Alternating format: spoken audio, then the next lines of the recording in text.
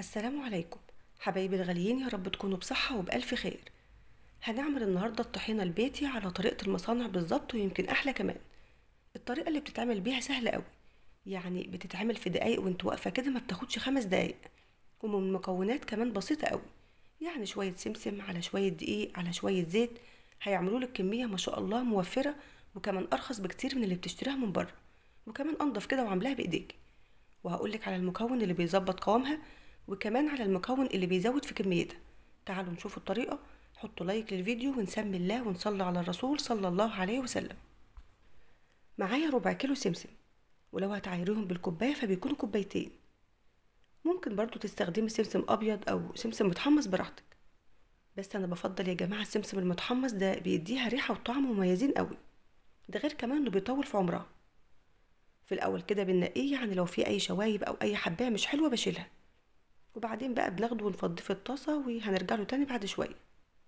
ومعايا كمان ربع كيلو من الفول السوداني، لو هتعايروهم برضو بيكونوا كوبايتين، وفي منه متحمص وفي منه ابيض ني لسه. يعني انا جايبه السوداني المتحمص، بيكون حلو قوي وبيدي كده طعم وريحه جميله للطحينه. ده غير انك لما بتستخدمي سمسم متحمص وسوداني متحمص، ده بيطول معاكي من عمر الطحينه وما تبص منك ابدا، يعني حتى لو قعدت عندك شهور او سنه. وخدنا بقى السوداني ونزلته في الطاسه مع السمسم، وشغلت كده عليهم النار، بس بخليها هاديه قوي علشان ما يلسعوش مننا او ياخدوا لون. احنا بنعمل ايه؟ احنا يا دوب بنديهم كده تحميصه خفيفه علشان بس نطلع منهم الرطوبه. فبتفضلي تقلبيهم كده باستمرار، يعني لمده دقيقتين 3، لحد ما يتحمصوا معاكوا كويس. وبتعرفي ازاي انهم خدوا كده التحميصه الكويسه وطلعوا الرطوبه بتاعتهم؟ بانك بتاخدي شويه كده بين ايديك وتضغطي عليهم جامد. بمجرد ما بتحسي كده بالسخونه بتاعتهم في ايدك كده، بيكونوا خلاص يعني خدوا التحميصه المظبوطه. فاوعي تديهم اي لون او يغمقوا معاكي، علشان ما تمررش معاكي الطحينه، او يكون لونها غامق في الاخر. وبمجرد ما خلاص بتطفي عليهم النار، ما بتسيبهمش في الطاسة، يعني فضوهم في اي حاجة تانية علشان ما ياخدوش لون من سخونة الطاسة. لحد كده الامور تمام. هتجيبي بقى المطحنة بتاعة الخلاط وتحط فيها كده شوية من السمسم والسوداني. حط كده كمية يعني شوية مناسبين لحجمها، يعني ما تملهاش للاخر، علشان تعرف تضربيهم كويس. وبشغل بقى عليهم الخلاط، وبنفضل نضرب حبة ونفصل وبعدين نضرب ونفصل، يعني لحد ما ينطحنوا معانا كويس. مش مجرد انهم ينعموا معاك وخلاص، لا، احنا عاوزينهم يبقوا عاملين زي العجينة، وكمان يطلعوا الزيوت اللي فيهم. وعلشان الكبة ما تسخنش منك وكمان ينطحنوا معاك كويس، اقفلي وشغلي كل شوية. وممكن برضو كده تضربيهم في الكبة عادي، بس مش هيدوك الشكل او القوام اللي هوريهولك دلوقتي. بص كده على القوام والشكل اللي قصدي عليه، يعني عاملين زي العجينة. وده القوام المظبوط اللي هيطلع لك كده طحينة قوامها ممتاز، وكمان ما بتخليهاش تفصل زيت زي ما اغلب الناس بتشتكي. وكمان طحنهم وهم سخنين ده بيسهل طحنهم جدا وبينعموا معاكي بسهولة. كملت باقي الكمية لحد ما خلصتها، واديني بوريكي تاني يعني قد ايه كده ناعمة وجميلة، وريحتها حلوة قوي من قبل حتى ما نخلصها. معايا بقى كوبايتين من الدقيق، برضو كده بوزن ربع كيلو. بناخدهم بقى وبنحطهم في الطاسة وبنشغل عليهم النار، علشان عايزين نديهم كده تحميصة كويسة ونطلع منهم الرطوبة، زي ما عملنا كده مع السمسم والسوداني، علشان بقى ما يديناش طعم الني في الطحينة او طعم يكون باين فيها. فما تشيليش ايديكي كده من التقليب علشان ما ياخدش معاكي اي لون. وبنخلي النار تحته هاديه، ويا دوب بس نديله تحميصه لحد ما نطلع منه الرطوبه. وبنعرف بقى ازاي انه اتحمص. خدي كده شويه كده في ايديكي واقفلي عليهم كويس. اما بتحسي بالسخونه بتاعته كده، خلاص بنطفي عليه النار. انما طول ما هو لسه بارد بتفضلي تقلبي فيه لحد ما يسخن. ومعايا كوبايتين زيت، بس مش هنستخدمهم كلهم. هنحط منهم كوبايه في شفشق الخلاط، وهنسيب التانية بقى هنبقى ناخد منها كده بالتدريج على حسب ما تاخد معانا ونوصل لقوام طحينة مظبوط. ما تستعجليش، هتشوفي ده دلوقتي. وهقولك ازاي تقدري تزودي في الكمية وتطلعي كمية طحينة اكتر واكتر.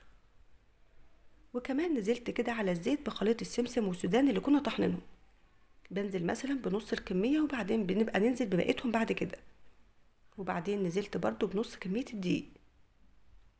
هحط كده حوالي ربع معلقة صغيرة من الملح، ومعلقة كده صغيرة من بتاعة الشاي سكر. فالملح والسكر بنحطهم للطحينة، ده بيظبطولك كده الطعم، وكمان يعتبروا مادة حفظ للطحينة. وشغلي بقى الخلاط واضربيهم كده مع بعض كويس لحد ما يختلطوا وينسجموا مع بعض. وبعد كده بقى هنرجع نحط بقى كمية السمسم والسوداني، وكمان بقى كمية الدقيق.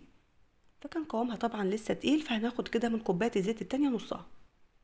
ولو احتاجنا بقى تاني هنضيف، ما احتاجناش ولقينا قوامها بقى مظبوط يبقى خلاص مش هنحط زيت تاني، لان الزيت هو اللي بيخفف قوام الطحينة والدقيق هو اللي بيتقلها.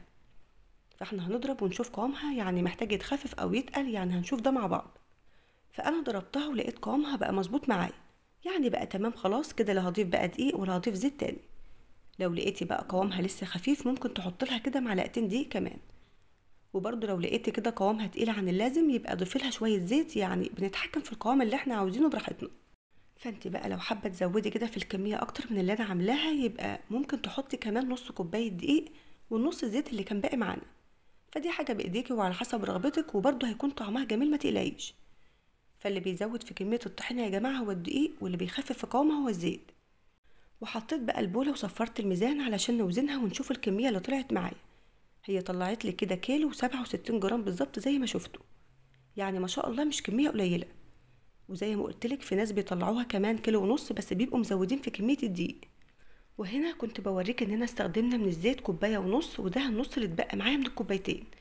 فحابين تستخدموهم وتزودوا في كميه الطحينه اكتر يبقى هتحطوا قبالهم شويه دقيق، فهتزودوا في الكميه وتطلعوا طحينه اكتر. فالمصانع اصلا بيعملوها كده وبيحطوا لها دقيق زي ما احنا عاملين، علشان بس يزود معاهم كده الكميه علشان يطلعوا انتاج اكتر ويكسبوا. وكمان لان الدقيق هو اللي بيربط قوام الطحينه. فبصراحه يا جماعه دي افضل طريقه تعملوا بيها الطحينه. وما شاء الله كمان شايفين قوامها عامل ازاي رغم انها لسه سخنه، يعني كمان اما تبرد خالص هتلاقوا كده القوام هيتقل اكتر وتبقى اجمل واجمل.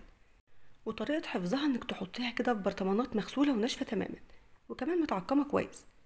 وما تغطوهاش الا ما تكون بارده خالص، يعني ما تكونش لسه دافيه وتغطيها علشان ما تعملش ميه على وشها وتبوظ. وبتقفلي بقى عليها كويس، هتقعد معاكي كده لشهور ولسنه وبتفضل زي ما هي. ومع الوقت لو لقيتوها كده فصلت شويه زيت صغيرين على الوش ده شيء عادي، بتقلبيها قبل ما تاخدي منها وبتكون زي الفل. فعاوزاكم كلكم تجربوا الطريقه دي وعلى ضمانتي. مش بس انها كميتها حلوه وموفره، يعني كفايه انك عاملاها بايديك ونضيفه عن الجاهزه. وكده خلاص الفيديو خلص، يا رب تكون الوصفه عجبتك. بفكرك تعملي لايك للفيديو. اشوفكم على خير، والسلام عليكم ورحمه الله وبركاته.